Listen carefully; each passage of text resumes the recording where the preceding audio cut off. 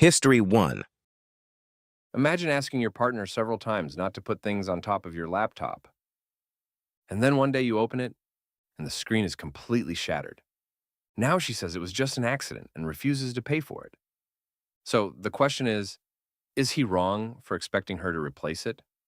A guy on Reddit recently shared this situation about his girlfriend and a broken laptop. And people online are pretty divided about who is actually responsible. According to him, he lives with his girlfriend and they usually split chores around the house pretty evenly. They both try to keep things fair when it comes to cleaning and taking care of their home. But recently, something started to bother him.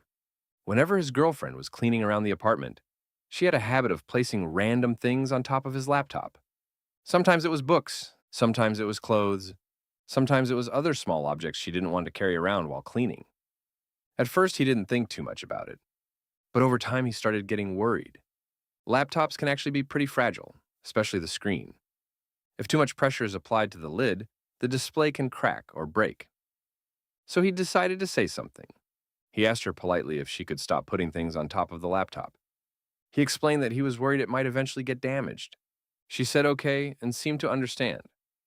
But about a week later, it happened again.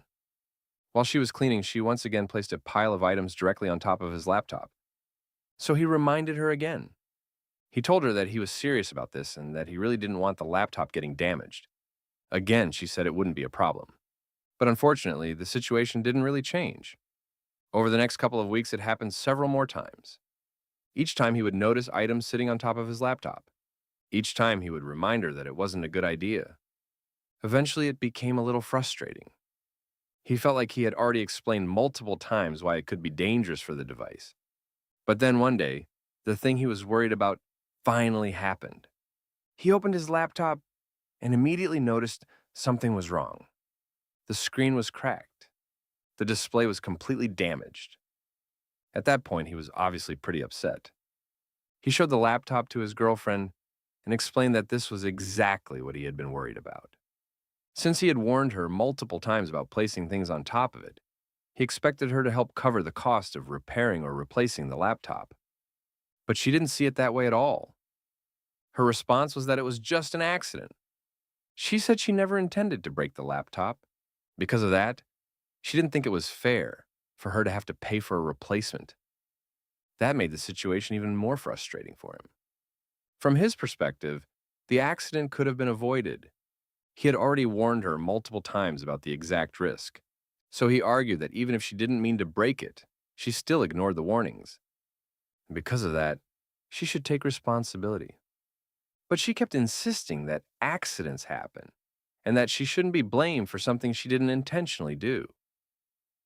Now, the situation has turned into a pretty big argument between them. And when he posted the story online, people on Reddit had very strong opinions about it. Some people said he was completely right. One commenter wrote that if someone repeatedly ignores warnings and damages your property, they absolutely should help pay for it. Another person pointed out that laptops are expensive, and it's reasonable to expect someone to be careful with them. But not everyone agreed. Some people argued that accidents happen in relationships, and that expecting a partner to pay for an entire laptop might be a bit extreme. Others said that both people probably should have been more careful about where the laptop was placed in the first place. So now the internet is pretty divided on this situation. Some think the girlfriend should absolutely pay for the damage. Others think the guy might be overreacting. So what do you think? If your partner broke your laptop after you warned them multiple times, would you expect them to pay for the replacement?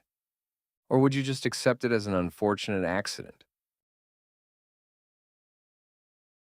History 2.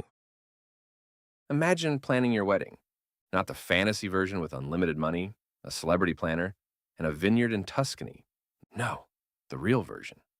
The one where you're budgeting every dollar, calling in favors from family, and trying your absolute best not to become that bride. You know the one. The bridezilla. Well, this is the story of a bride who tried very hard to be the opposite of that, only to find herself in a very awkward argument over something that sounds ridiculously small. A dress. But not just any dress. a bridesmaid dress. And somehow, that dress started a friendship conflict just 1 month before the wedding. So the question is, was she being reasonable? Or was she turning into the very bridezilla she swore she'd never become? Let's get into it. First, a little background. The bride, let's call her Emily, was getting married this summer. And unlike a lot of weddings you see on social media, this wasn't some luxury, no expense spared event. Emily and her family were doing most of the planning themselves. No professional wedding planner, no massive budget, just family, friends, and a lot of careful planning. And honestly, Emily was proud of that. She had made a promise to herself early on. She was going to be a chill bride. No drama, no impossible demands, no forcing her friends to spend thousands of dollars just to stand beside her at the altar. Because the truth was, none of them were rich. Her friends had jobs, rent, bills, real life stuff. So Emily did everything she could to keep the wedding affordable for everyone. For example, the bachelorette party. Instead of some expensive destination trip, one of Emily's cousins offered something amazing. She said, "Hey, you can all stay at my house in Antioch, Tennessee, just outside Nashville." That meant they didn't have to pay for hotels. Another cousin even had a van big enough to drive everyone down together. So instead of flights and rental cars, they just split the gas. Cheap, simple, fun. Exactly what Emily wanted. She even told her bridesmaids something that most brides probably wouldn't say. "If anything about my wedding is stressing you out, tell me." She meant it. I'm the bride. I'm the only one who's supposed to be stressed. And honestly, before all of this, she felt like things were going shockingly smooth. Until the dresses happened. Every bride eventually has to deal with the bridesmaid dress problem. If you've ever been in a wedding party, you probably know what that means. Usually the bride picks a dress that looks great in photos, but costs a fortune. And then the bridesmaids end up spending hundreds of dollars on a dress they'll probably never wear again. Emily hated that idea. So she went hunting for something better. And after a lot of searching, she found what felt like a miracle. The dresses were from Anthropology. They were cocktail dresses, elegant, flattering, and most importantly, inclusive sizing so everyone could find something that fit. And the color? Perfect. But the real miracle? They were on sale. Like, really on sale. Emily saw an opportunity. She made a deal with her bridesmaids. She said, "I'll buy the dresses for everyone if you guys cover the cost of any alterations." Everyone thought that was more than fair. The dresses were beautiful. Everyone looked amazing in them. And the bridesmaids actually liked the style enough that they could wear the dresses again later, which felt like a huge win. No one was complaining. No one was stressed. For a moment, Emily thought, wow, people exaggerate about how hard wedding planning is. And then enter Roxy. Roxy was one of Emily's bridesmaids. They'd been friends for years.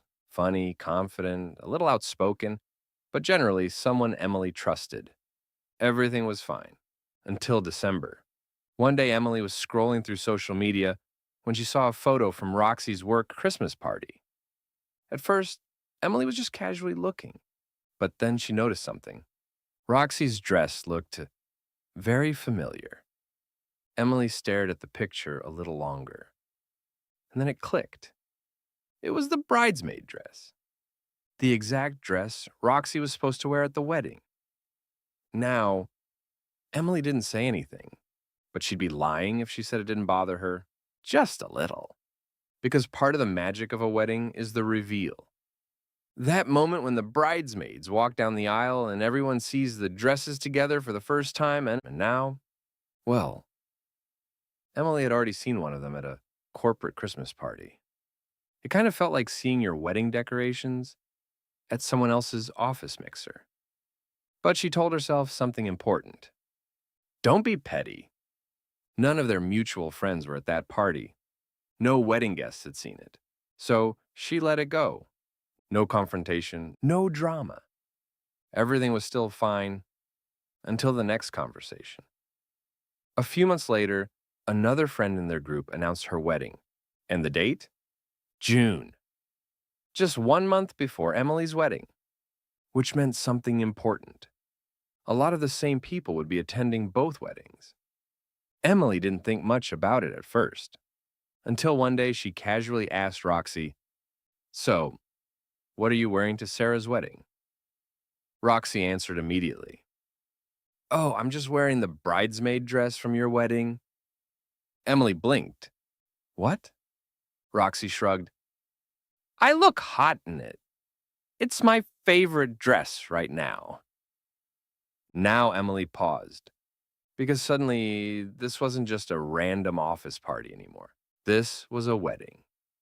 A wedding full of the exact same friend group that would be attending her wedding a month later, which meant the big reveal that wouldn't really be a reveal anymore. So Emily tried to explain. She said something like, "Hey, I'd really rather you didn't wear the bridesmaid dress to that wedding." She tried to keep her tone calm.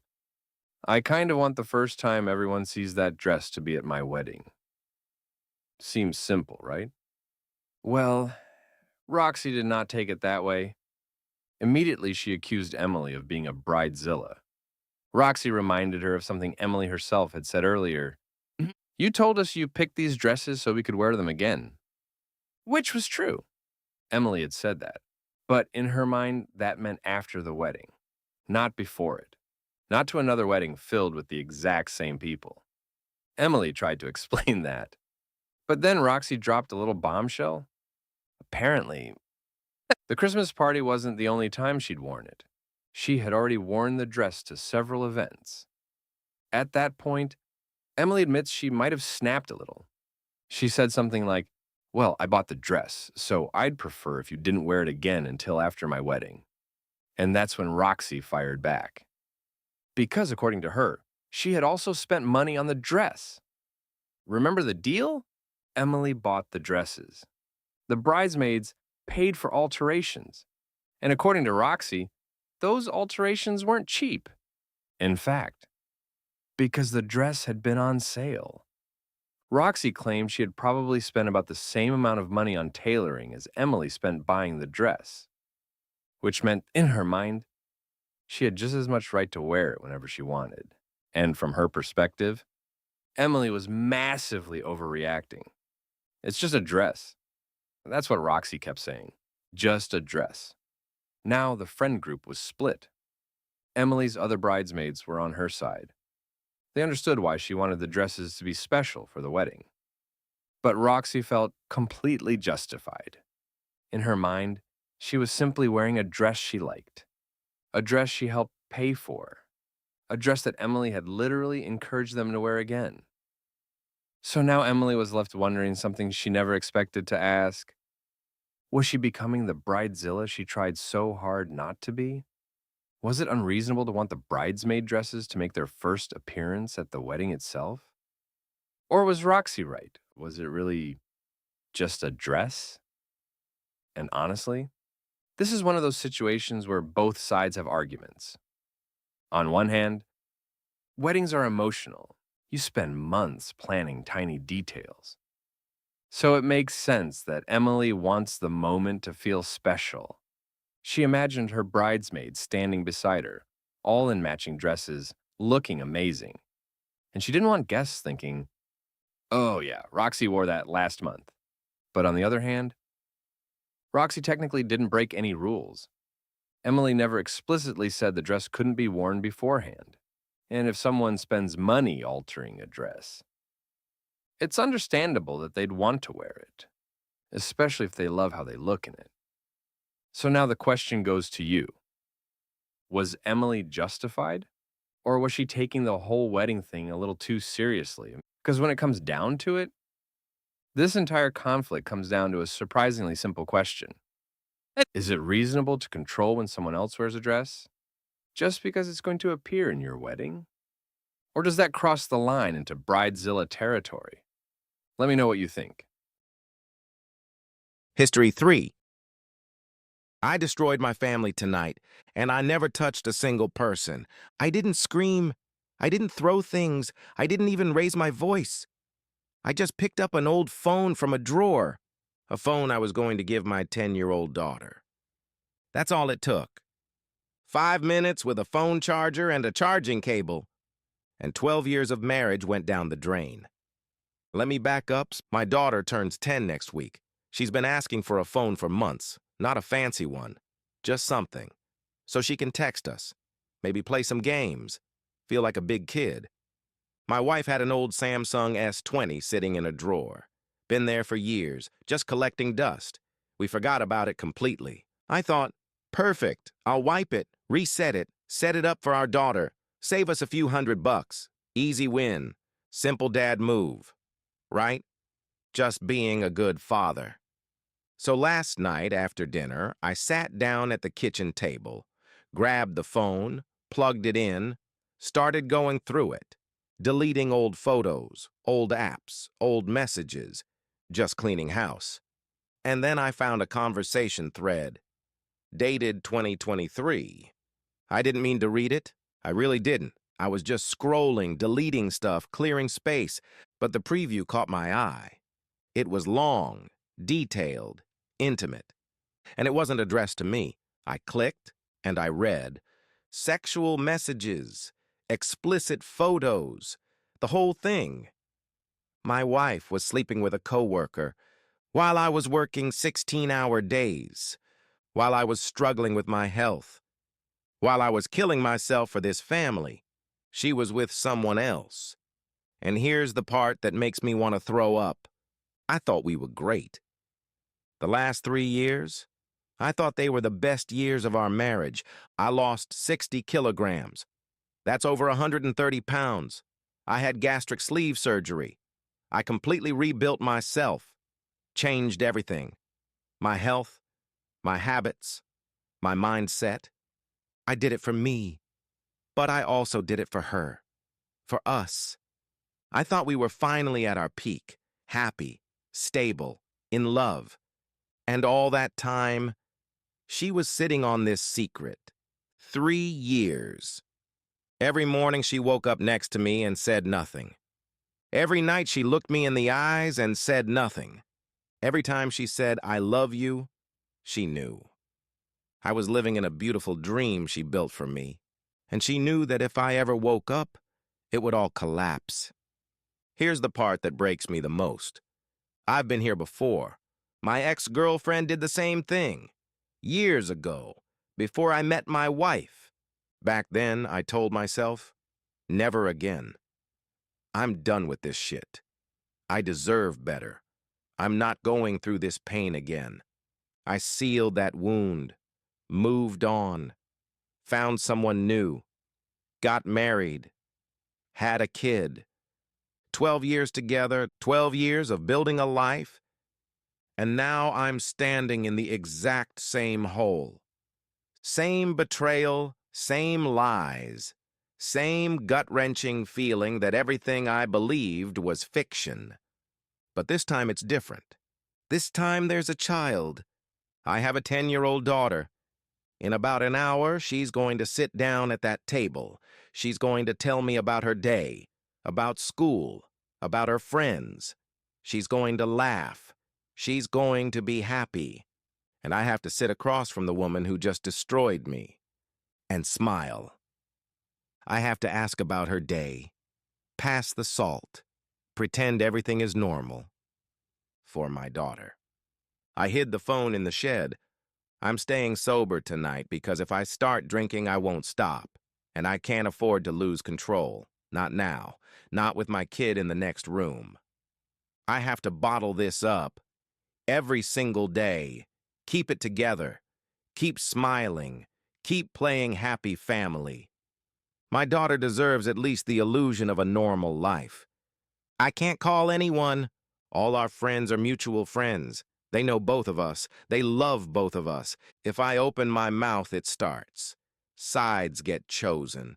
Stories get twisted. Gossip spreads. and my daughter finds out from some aunt at a barbecue instead of from me. So I sit in silence. I sit with this nuclear bomb in my chest and I smile. I found a way to bottle it up, but every day it gets heavier. Every day it gets harder to keep the lid on. 12 years of marriage. Gone because of a drawer. If my wife had thrown that phone away, I'd never know. If she'd wiped it herself, I'd never know. If she'd been more careful, I'd still be living in my happy dream. I'd still think we were perfect. I'd still think she loved me. I'd still be proud of how far we'd come. But she didn't. And now I know. And knowing changes everything. Here's what gets me. This guy didn't post for advice. He didn't ask what to do. He didn't ask for sympathy. He just needed someone to hear him. Because carrying this alone is unbearable. So now I'm asking you. You find this in your partner's phone. You've got kids, a house, 12 years together.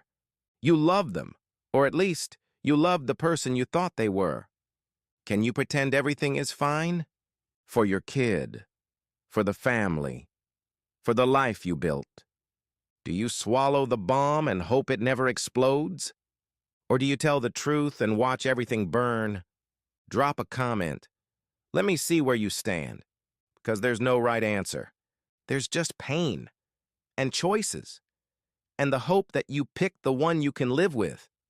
Thanks for watching. If this story hit you, hit that subscribe button. We post new Reddit stories every week, and maybe check your own drawers tonight. You never know what's hiding in an old phone. See you in the next one. History 4. Imagine being 16 years old, alone, in a crowded airport, with no money, no plan. And the one person you trusted the most just walked away, not for a minute, not to grab coffee, but for good. That's exactly what happened to one Reddit user. And the worst part, it didn't start like a nightmare. It started like a normal trip. Here's the story. At the time, I was 16, still in high school, still figuring life out. I didn't have a job, I didn't have savings, and I definitely didn't have any kind of backup plan. But I did have family, or at least I thought I did. My uncle had always been that cool adult in my life. Relaxed, easy to talk to, the one who treats you more like a friend than a kid. So when he offered to take me on a trip, I didn't hesitate. It felt like one of those rare moments where life just works out. A break from routine, a little adventure, and honestly, I trusted him completely. You want to know the cruelest part? The trip was actually great.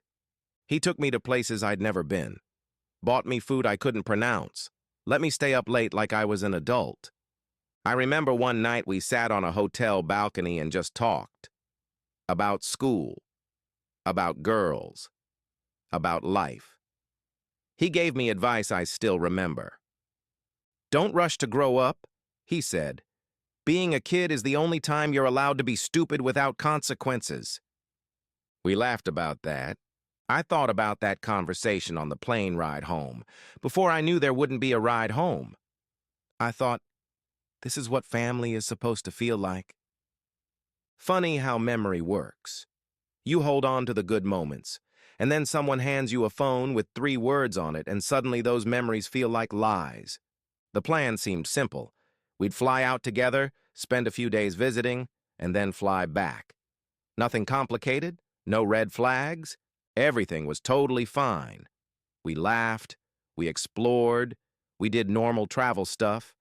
If anything, it made me trust him even more. There was nothing weird, nothing that made me think something was wrong. Which is why what happened next hit so hard. The day we were supposed to fly back, everything changed.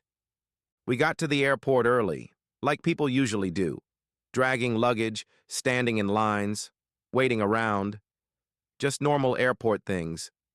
But then, something felt off. My uncle started acting different, subtle at first. more quiet, more distant, checking his phone constantly, looking around like he was waiting for something or someone.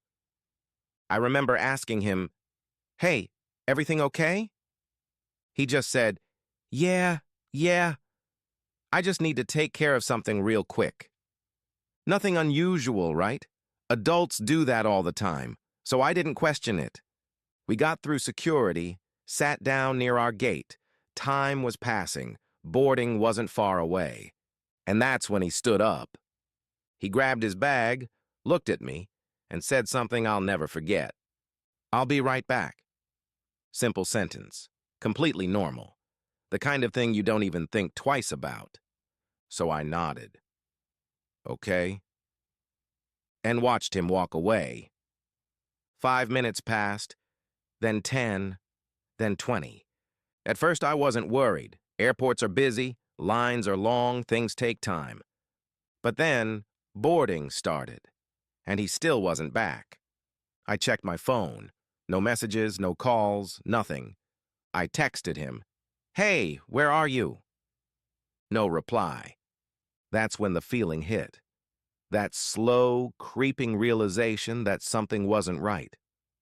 I stood up, looked around, tried to spot him in the crowd, but airports are massive, and people all look the same when you're panicking. Final boarding call, still no uncle, still no response. I tried calling him, straight to voicemail, again, voicemail, again, voicemail.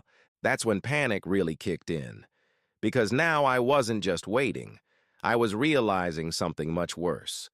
He wasn't coming back. The gate agent was calling the last passengers. People were boarding, and I had to make a decision. Do I get on the plane without him, or do I stay? But here's the thing. I didn't have my own ticket. Everything was under his name. He had the documents. He had everything. I walked up to the desk, trying to stay calm, explained the situation. "My uncle. He stepped away. I can't find him." The look they gave me?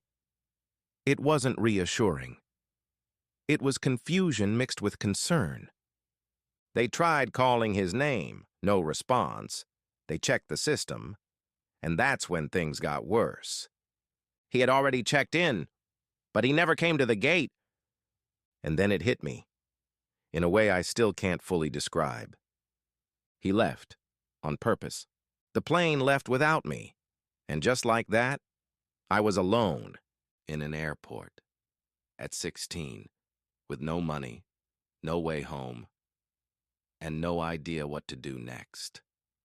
I remember just standing there, not moving, not thinking, just frozen. People were walking past me, announcements were playing overhead, life was continuing for everyone else, but for me, everything just stopped. Eventually, reality forced its way in. I needed help, so I went to airport staff, explained everything again, this time more honestly, more desperately. "I think he left me here." Saying those words out loud made it real. They asked questions, tried to figure out what was going on. But at the end of the day, there wasn't much they could do. I was a minor, stranded, with no guardian. They contacted airport security, then social services. And that's when it really sank in. This wasn't just a bad situation. This was serious. The social worker who finally came to get me, she tried to be kind. I'll give her that. But there's only so much kindness can do when you're sitting in an airport office at midnight answering questions you don't have answers to. Did you and your uncle argue? No. Did he seem upset about anything? No. Had he ever done anything like this before? No. No. No. I kept saying no, and she kept writing it down like my answers meant something. At one point, she looked up and said, "This doesn't make sense." I almost laughed. "You think I don't know that?" Nothing about that night made sense, and nothing about it ever would. Hours passed, and every minute felt longer than the last. I kept checking my phone, hoping for a message, an explanation, anything, nothing. Finally, I got a text. It was from him. 3 words. Figure it out. That was it. No apology, no explanation, no concern, just figure it out. I don't think I've ever felt that kind of betrayal before, or since, because it wasn't just about being stranded. It was about trust, about thinking someone had your back, and realizing they never did. Eventually, social services stepped in. They contacted my parents, arranged a way to get me home, but it wasn't immediate. I had to stay there, wait, answer questions, explain everything over and over again. Every time I told the story, it felt more unreal, like it was happening to someone else, but it wasn't. It was me, a 16-year-old kid sitting in an airport trying to understand why someone I trusted would just leave. When I finally got home, nothing felt the same. People asked questions. My parents were furious, not at me, at him. And honestly, I was too numb to even be angry, at least at first, because part of me kept asking, why? What did I do? Was there a reason? Did I miss something? But the truth is, sometimes there isn't a good answer. Some people just don't care. When I finally got home, I thought things would go back to normal. They didn't. Friends asked what happened. I told them. And the looks on their faces, that mix of pity and confusion, like they wanted to help but had no idea how. Some people didn't believe me, thought I must have done something. He wouldn't just leave you there? Are you sure you're not forgetting something? As if a 16-year-old kid could do something bad enough to deserve being abandoned in an airport. Adults kept saying, there must be more to the story. But there wasn't. That was the whole point. Sometimes people just leave, and there's no reason you'll ever understand. Looking back now, I try to find the signs, the moments I missed. Did he seem off during the trip? Was there something in his voice? A look he gave me that I didn't catch? I've replayed those days in my head 100 times, trying to find the clue that would have warned me. But there's nothing. That's the scary part. Sometimes betrayal doesn't announce itself, it just happens. One minute you're laughing with someone you trust, the next you're watching them walk away and you don't even know it's the last time. I saw him once. Years later. At a family funeral. He was on the other side of the room, older, grayer, but still him. He looked at me. I looked at him, and for a second, I thought he might walk over. Say something, explain. He didn't. He looked away first, turned around, walked out. That was it. No words, no apology, no nothing. Some people don't have the courage to face what they've done, they just keep walking. Same way they walked away in that airport. And you have to decide, do you let it eat you alive? Or do you accept that some people are cowards and move on? I'm still working on the second one. It's been years now. I'm not that 16-year-old kid anymore. But some things don't go away. I still get anxious in airports, still catch myself looking over my shoulder, still feel that spike of panic when someone takes too long to come back from the bathroom. Trust doesn't come easy anymore. Not because I think everyone will leave, but because I know now that some people will. And you won't see it coming. That's what he took from me. Not just a trip home, not just a few hours of fear.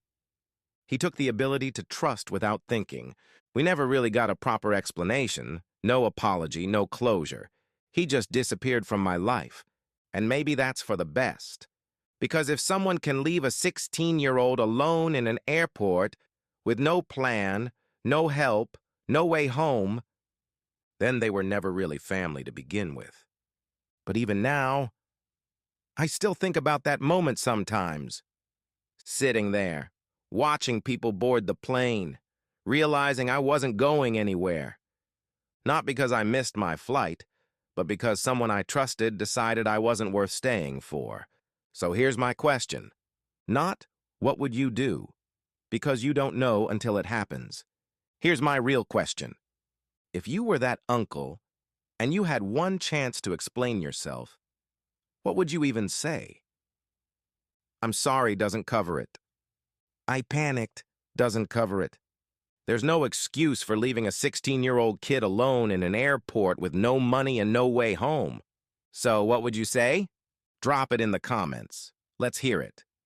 Because I've been waiting years for an answer, and I'm still listening. Thanks for watching. Subscribe if you want more Reddit stories, and maybe call your family today, just to check. You never know who might walk away. See you in the next one. History 5. Imagine hearing these words 7 days after being diagnosed with cancer. I'm leaving. I didn't sign up to be a nurse. That's what happened to one woman. Her husband walked out exactly 1 week after she found out she had testicular cancer. And then, when she got better, he wanted her back. This is the story of the divorce that almost didn't happen, and the woman who refused to be second choice. August 30th, 2021. That's the date she'll never forget. She went to the doctor with some pain, nothing crazy, just something off, and she heard the words no one ever wants to hear, testicular cancer. She was scared, obviously. But here's the thing about her. She wasn't alone. She had a husband, someone who promised to be there, in sickness and in health. Remember that part?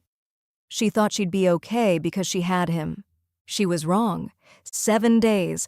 That's how long it took for him to leave. 7 days after her diagnosis, he sat her down and dropped the bomb. I can't do this, he said. I didn't sign up to take care of a sick person. I didn't sign up to be a nurse. Let that sink in. She just found out she has cancer. She's facing surgery, chemotherapy, the possibility of death, and the person who promised to stand by her side is walking out because it might be inconvenient. He didn't say he was sorry. He didn't say he'd try. He just left. Here's the part that makes it even worse. When she went to her first appointment with the oncologist, the doctor gave her a warning. She said, I need to tell you something. Men leave their wives when the wife gets sick. It happens more than you'd think. Be prepared. And she thought, that won't happen to me. My husband loves me. Every single woman in her support group who was married to a man, it had happened to them too. Every single one.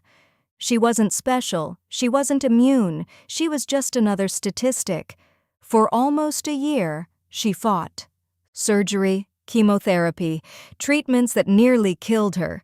And she did it all alone. No husband to hold her hand. No husband to bring her soup. No husband to tell her she'd be okay. He was gone, living his life, free from the burden of a sick wife. She spent nights in the hospital by herself.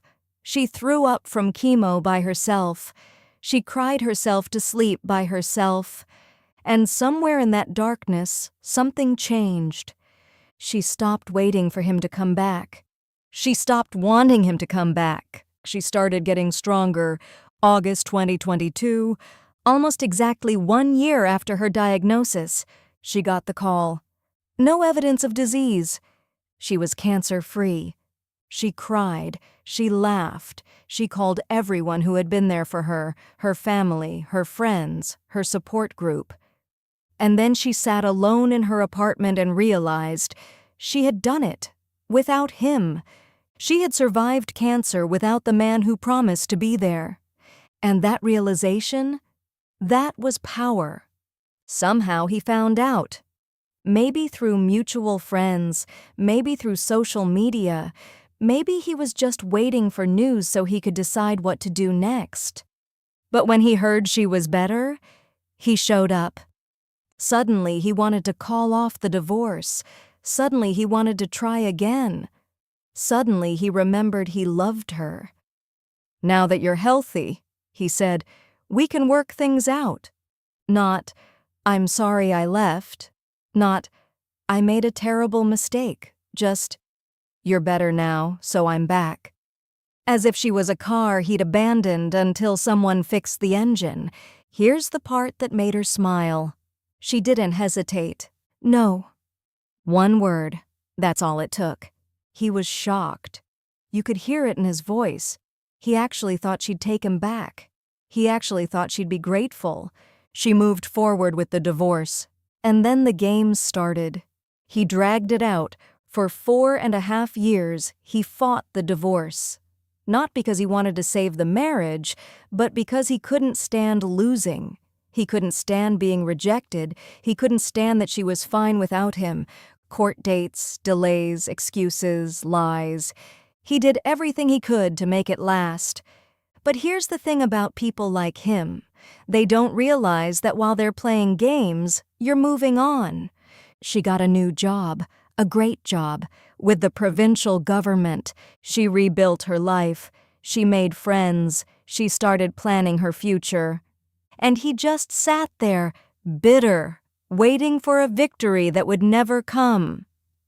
Yesterday, it finally ended. The divorce was made official.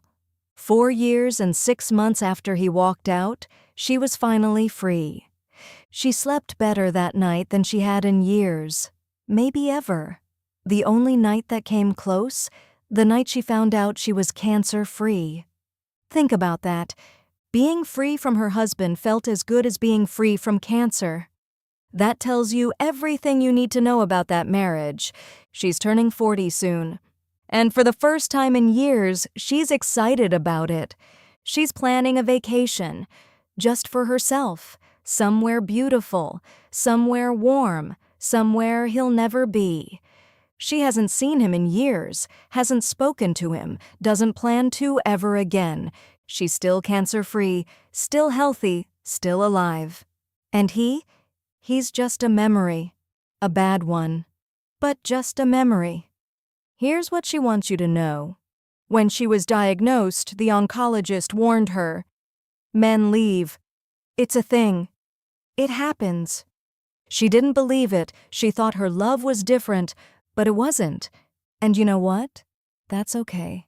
Because losing him taught her something she never would have learned otherwise. She's stronger than she thought. She can survive anything. And she doesn't need someone who only stays when things are easy. If you're going through something hard right now, illness, loss, heartbreak, and someone you love has walked away, let them. Don't beg. Don't chase. Don't wait by the door hoping they'll come back. Because if they leave when you're down, they don't deserve to be there when you're up. And you will be up. You will get through it. And when you do, you'll look back and realize the best revenge is living well. So here's my question for you. Would you have taken him back? He left when she had cancer. He came back when she was better. Is that forgivable? Is that fixable? Or is that a line you never cross? Drop a comment, let me know where you stand.